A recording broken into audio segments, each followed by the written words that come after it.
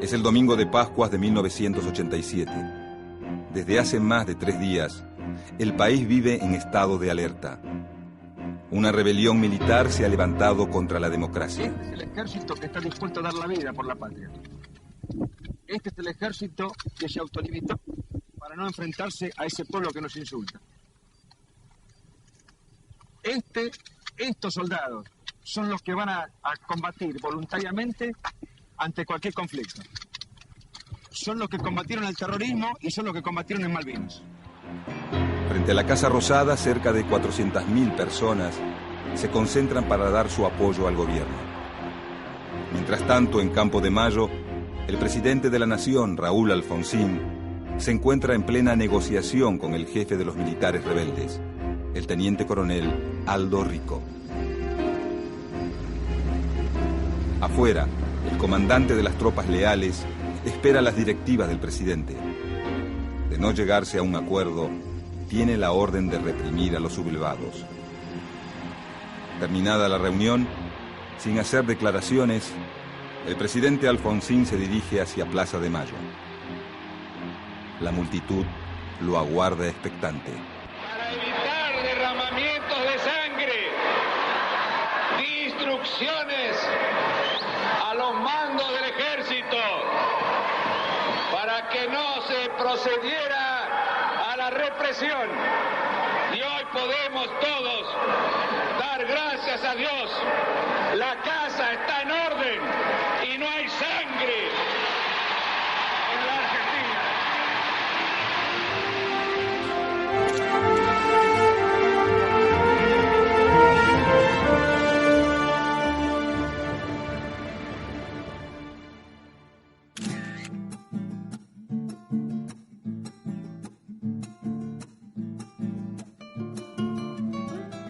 El 30 de octubre de 1983, tras 7 años de dictadura, el sistema político argentino recupera la legitimidad democrática. A pesar de los terribles años de gobierno militar, el sistema de partidos sigue en pie. Una vez más, el peronismo y la Unión Cívica Radical son los grandes protagonistas de la jornada.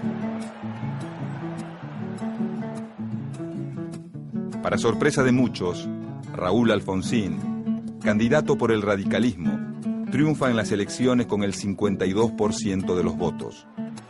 Por primera vez en 4 décadas, el peronismo pierde una elección presidencial.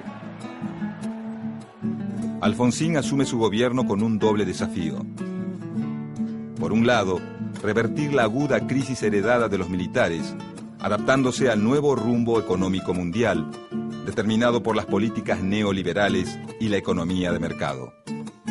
Por el otro, fortalecer las instituciones democráticas y romper con la larga tradición de golpes de Estado que marcó gran parte del siglo XX. De 1930 a 1983, un solo presidente constitucional ha podido terminar su primer mandato, Juan Domingo Perón. Desde su primer día en el gobierno, Alfonsín busca mostrar a su partido como el más calificado para sacar a Argentina de la crisis postdictatorial. Como acto simbólico, el 10 de diciembre de 1983, en lugar de hablar al país desde el balcón de la Casa Rosada, el nuevo presidente elige el del Cabildo. Para Raúl Alfonsín, el balcón de la Rosada todavía recuerda los discursos del general Galtieri cuando comenzó la Guerra de Malvinas, y quiere dejar en claro que su gobierno está en la vereda opuesta a la de la dictadura. En los primeros meses de gobierno de Alfonsín, el país vive una verdadera primavera política. A pesar de la grave situación económica, en las calles se respira un clima de euforia popular. Luego de largos años de censura, exilios y listas negras, la vida cultural renace. Con la finalidad de investigar los crímenes de la dictadura, el 15 de diciembre de 1983, el gobierno radical impulsa la creación de la Comisión Nacional sobre la Desaparición de Personas, CONADEP, integrada por un grupo de notables de la ciencia y la cultura que dan al organismo un gran prestigio social. Durante varios meses, los miembros de la CONADEP se dedican a recabar datos y obtener pruebas sobre los secuestros, torturas y asesinatos cometidos por integrantes de las fuerzas de seguridad. El 20 de septiembre de 1984, acompañado por una gran movilización popular, el escritor Ernesto Sábato, presidente de la CONADEP, entrega a Raúl Alfonsín el informe final sobre los crímenes de la dictadura. Un documento que recoge datos sobre casi 9.000 casos de desaparecidos y revela la existencia de más de 300 centros clandestinos de detención.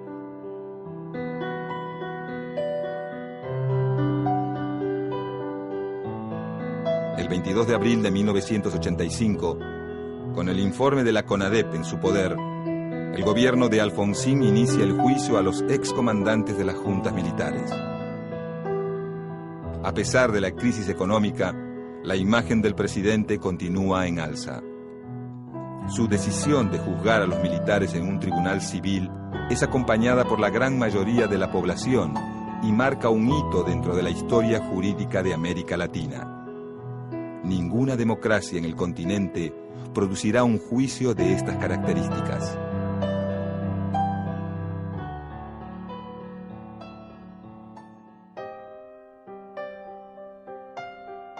Pese a los más de 800 testimonios que prueban los secuestros, las torturas y las desapariciones, ninguno de los exmiembros de las juntas admiten sus responsabilidades ni aceptan la justicia civil como capaz de juzgar su actuación. No he venido a defenderme. Nadie tiene que defenderse por haber ganado una guerra justa. Y la guerra contra el terrorismo subversivo fue una guerra justa. Terminada la audiencia pública, el 18 de septiembre de 1985, el fiscal Julio César Estracera realiza su alegato final, pronunciando una frase histórica. Señores jueces, quiero renunciar expresamente a toda pretensión de originalidad para cerrar esta requisitoria. Quiero utilizar una frase que no me pertenece, porque pertenece ya a todo el pueblo argentino. Señores jueces, nunca más. Silencio en la sala. Silencio. Se dispone personal policial desaloje la sala. Desaloje la sala, personal policial. Se dispone un orden. Señores de pie. Señores de pie, por favor, silencio en la sala.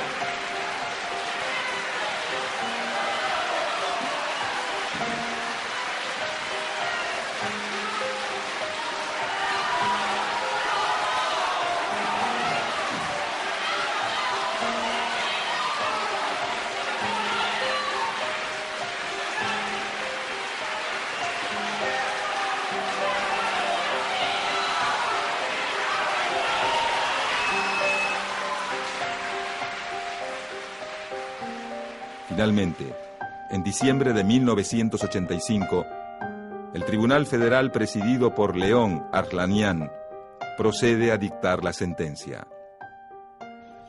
Condenando al teniente general Jorge Rafael Videla a la pena de reclusión perpetua, inhabilitación absoluta perpetua, condenando al almirante Emilio Eduardo Macera a la pena de prisión perpetua, inhabilitación absoluta perpetua, accesorias legales, artículo 12 del Código Penal. A fines de 1985, la popularidad del gobierno de Alfonsín toca su punto más alto.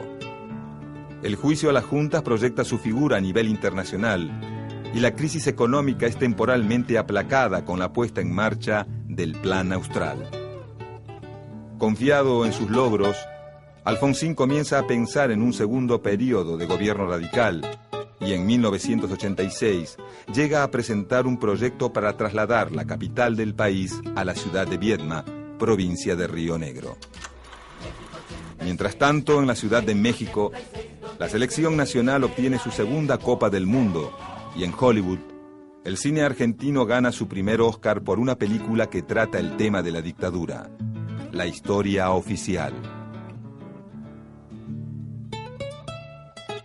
Cuando todo indica que la buena estrella del gobierno radical es inagotable, la situación cambia.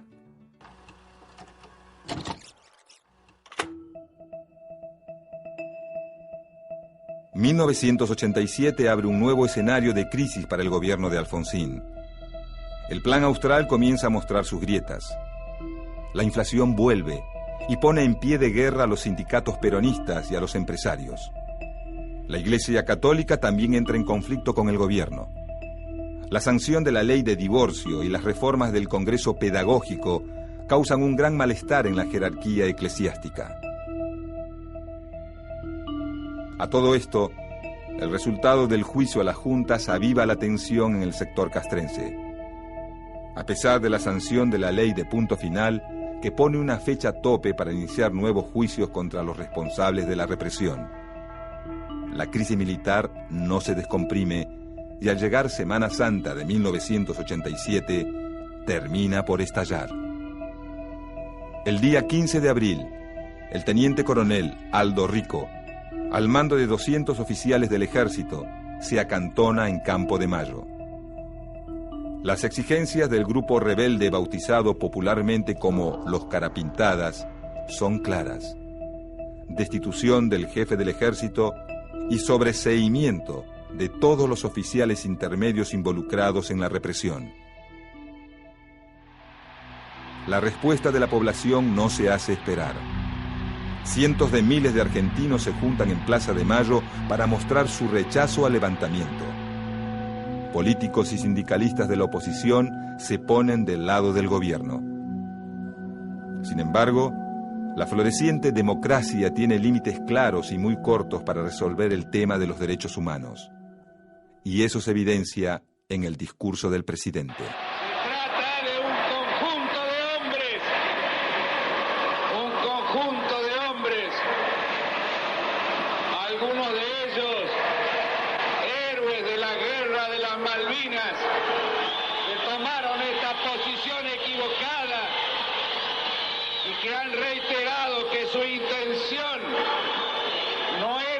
Provocar un golpe de Estado, pero de todas formas han llevado al país a esta conmoción, a esta tensión y han provocado estas circunstancias que todos hemos vivido, de la que ha sido protagonista fundamental el pueblo argentino en su conjunto.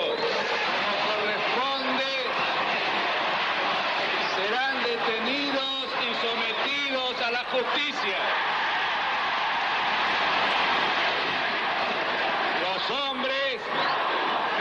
Los hombres amotinados han depuesto su actitud.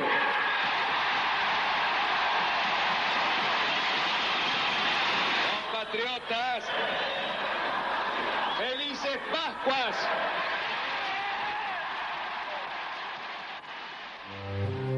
Dos meses después del levantamiento Carapintada, se sanciona la Ley de Obediencia Debida, que exime de acción penal a todos aquellos que, obedeciendo órdenes de sus superiores, hayan cometido crímenes durante la dictadura.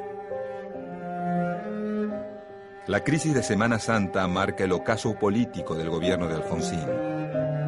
El fracaso de su plan económico y su decisión de negociar con los militares debilitan su credibilidad pública. Con el declive de su imagen, el peronismo se fortalece y en las elecciones de septiembre de 1987 gana la gobernación en 14 provincias y consigue la mayoría en la Cámara de Diputados. En enero de 1988, Aldo Rico vuelve a levantarse en armas. Varios meses después lo sigue el teniente coronel Mohamed Ali Zeineldin. Con el malestar militar y el descontento civil en continuo aumento, a principios de 1989, un acontecimiento conmueve al país. El 23 de enero, un grupo de militantes del movimiento Todos por la Patria bajo las órdenes del ex jefe del ERP, Enrique Gorriarán Merlo, ingresa a sangre y fuego al Regimiento Tercero de Infantería de la Tablada, provincia de Buenos Aires. El violento enfrentamiento en el que mueren 11 efectivos de seguridad y 28 integrantes del MTP sirve a los militares para avivar el fantasma de la guerrilla.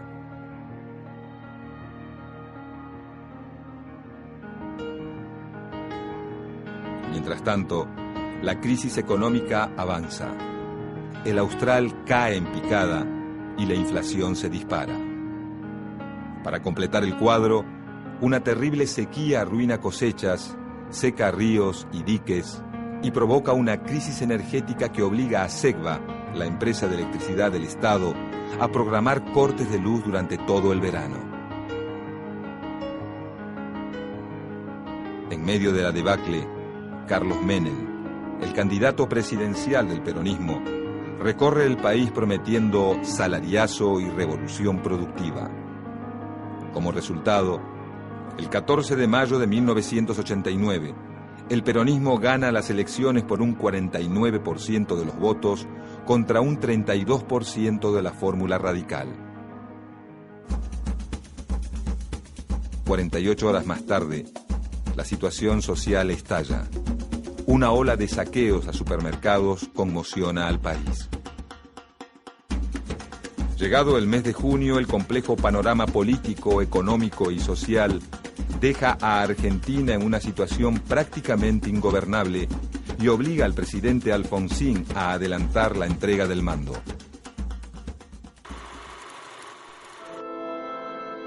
El 8 de julio de 1989, a pesar de los saqueos, las corridas bancarias y las amenazas de levantamiento militar, por primera vez desde la sanción de la ley Sáenz-Peña, un presidente constitucional le entrega el poder a otro de distinto signo político.